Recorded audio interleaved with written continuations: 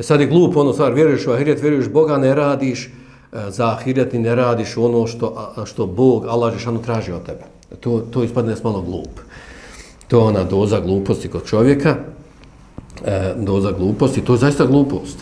Nešto znaš da kad to uradiš vodi do tog rezultata i ti kad ne hoće ovako nešto drugačije, znači malo glup. Tako glupak radi. Šta je definicija glupe osobe? Glupa osoba zna šta hoće, cilj zna, ali ne zna kako da dođe do cilja. To je glupa osoba.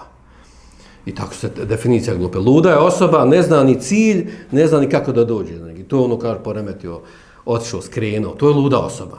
Ne zna ni šta hoće, ni kako hoće. Onako, hoda, bez veze, tamo, vamo, jer je proglupo, puko, otišao. A glupa osoba zna, hoće ona ovo u životu, hoće ono, međutim, pošto je glup, ne konta, ne zna povezati, ne zna razmišljati, on konta može na ovaj način, a to je glupo, tako što on hoće. Tako smo i mi svi, imamo tu dozu gluposti, znamo da dobra djela, što više radiš dobrih djela u ime Allaha dželešanuhu, da ćeš veću deredžu stepen imati na ahiretu. I sad ti u životu ne radiš to. Znači, imaš, koliko ne radiš, toliko si glup. Jer zašto? Pa to ti je ta stvar. Znači, znaš cilj, znaš, hoćeš tom cilju, ideš. Međutim, ne radiš stvari koje vodi tom cilju.